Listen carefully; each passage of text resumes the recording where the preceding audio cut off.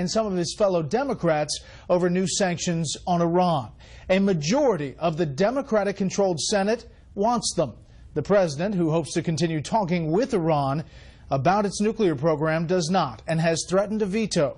Chief White House correspondent Ed Henry on the political battle about a real-life possible war. As Iran's supreme leader again described the United States as Satan, Democrats led by Senate Foreign Relations Chairman Bob Menendez are gaining new steam in their effort to pressure President Obama to accept tough new sanctions against Iran, which led a White House official to take the unusual step of going on the record in the Huffington Post to charge some fellow Democrats want war with Tehran. Can you say from the podium that Democrat Bob Menendez wants to go to war? Look, I think that Senator Menendez, Chairman Menendez, wants what we want, which is to prevent Iran from acquiring a nuclear weapon. He and many others in the Senate have been excellent partners. That's not what the White House said to Huffington Post, an official declaring, quote, if certain members of Congress want the United States to take military action, they should be upfront with the American public and say so.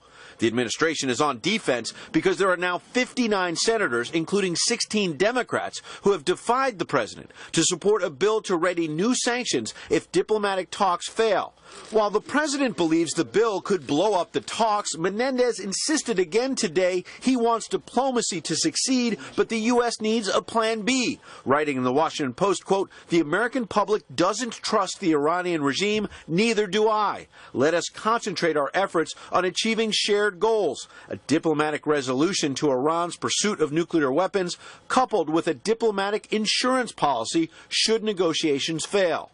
The president may also need a plan B in Afghanistan. It's unlikely President Hamid Karzai will sign a long-term security agreement. And after it was revealed that former U.S. Defense Secretary Robert Gates' book claims Mr. Obama, quote, can't stand Karzai, the Afghan president has now authorized the release of 72 Taliban fighters from Bagram prison. And we are in touch through our embassy in Kabul and others in Afghanistan on this matter. Republicans have hit the president for not having substantive talks with Karzai since last summer. I do think it's concerning that the president has not engaged personally more often on an issue of such magnitude. As for the last time the president spoke to General Joseph Dunford, the U.S. commander on the ground, I know we don't really doubt every conversation the president has with his military leaders. Ed, I think I've answered the question. Thank you. Now, pressure is building on the president because supporters of new sanctions against Iran are getting close to a veto-proof majority, in part because it's hard for the president to accuse lawmakers of wanting war when he himself is keeping the military option on the table. Brett? More on this with the panel. Ed Henry live on the North